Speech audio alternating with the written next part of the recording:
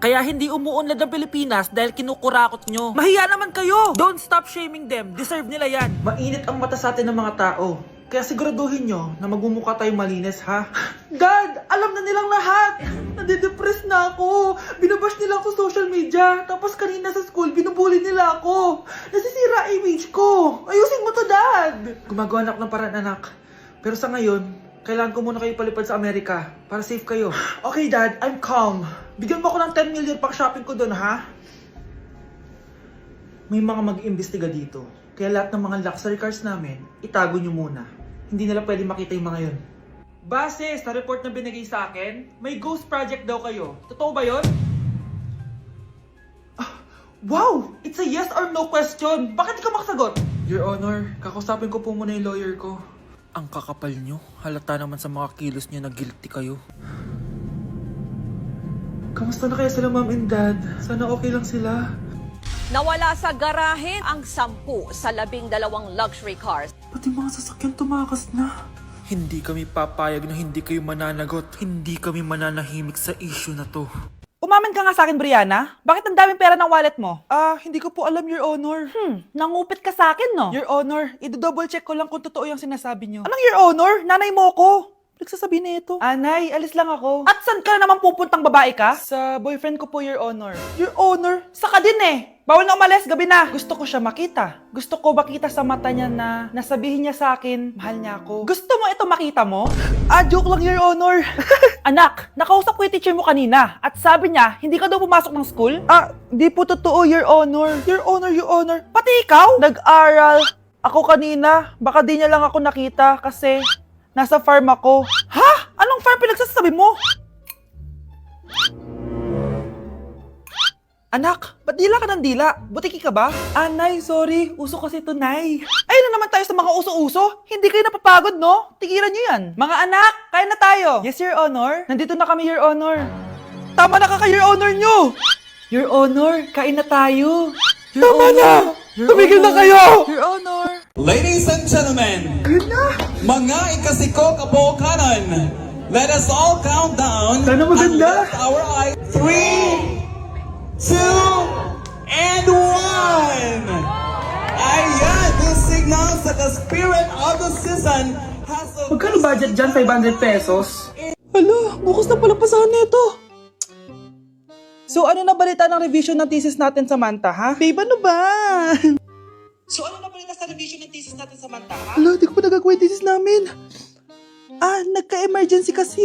Sus, emergency? Kasama mo lang naman jowa mo. Tanggalin kita sa group dyan eh. Patay, lagot ako neto, babe. Paano niyan tayo? Mga bes, huwag kayong mag-away-away ha. Kumalma kayo. Sabayin niyo muna ako ha. Jopay. Kumusta ka na? Huwag ka nang mawala. Ngayon, Teka, si Scarlett ba yun? dadalhin kita sa aming bahay. In fairness, ang ganda ng boses mo, be. Di tayo aalis tayo. Sa tunay na mundo.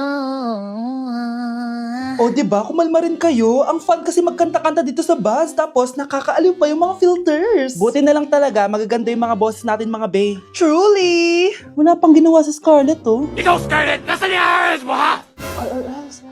Ay, sorry. Wala din pala ako. Wait lang, gagawin ko na, ha? Sorry na. Pwede ba? At dahil maraming hindi nakasagot ng full name ko, iibahin ko yung mga tanong. Salamat naman. Number 1, 2 plus 2. Yes, may tamang sagot na ako. Number 2, what is the powerhouse of the cell? Ang dali naman. Makaka-perfect ako. Number 3, ano yung pangalan ng crush ko nung elementary pa ako? Ano na naman yan? Kung nakikinig talaga kayo, alam nyo kung sino yung crush ko. Aba ma'am, akala bang iibahin mo yung mga tanong? Bakit may mga ganyang tanong na naman? Malamang, para makasigurado ako na nakikinig talaga kayo. Wala namang may paki kung sino naging crush mo na elementary ka, ma'am. Wala namang may alam yan eh. Ma'am, alam ko po kasi sino yung crush nyo. Nakikinig po ako sa kwento mo. Buti pa si Michael, nakikinig. Di kagaya ng iba dyan. Sige, perfect ka na, Michael. Yes! Makinig din kasi kayo sa kwento ni ma'am. Number 4, sino yung pinsan ng kapatid ng lola ko na tita ng mama ko na pamangkin na ate ko? Bagsak na naman ako! Mga anak, magbihis na kayo. May pupuntahan tayo. Aalis tayo? It's a mix and match. Bakit ang tagal ng mga yun? Mga anak, tara na! Eeny, meeny, miny, mo.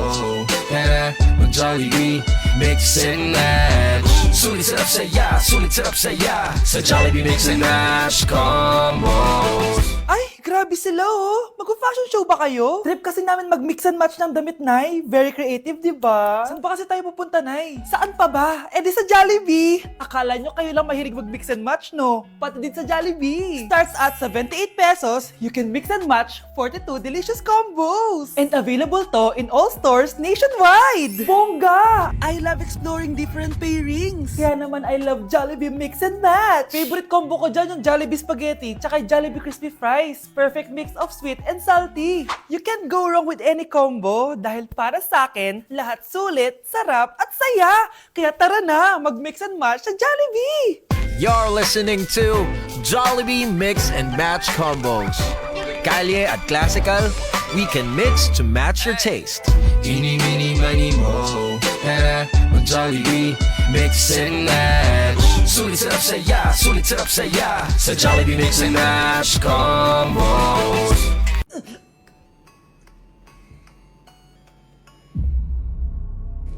Isa ka na din katulad ko, anak. Anong ginawa mo sa akin, Nay?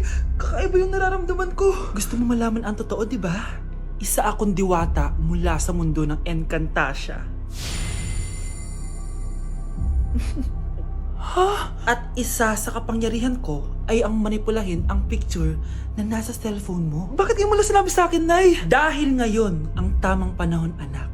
At nasa katawan mo na ang kapangyarihan na para sa'yo. Pero paano ko malalaman kung ano yung kapangyarihan ko? Ikaw ang tutuklas niyan, anak. Ano kaya magiging kapangyarihan ko? Baka nagiging invisible ako.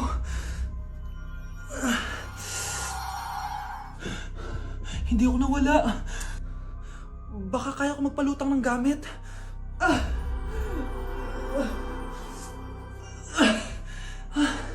Hindi lumutang. Ang hirap naman neto. Baka kaya ko tumagos sa pintuan. Aray, aray, aray. Aray. Natatay ako.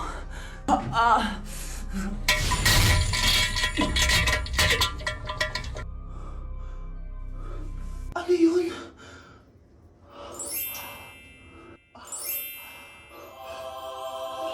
Ito ba yung kapangyarihan ko? Tumain ng ginto?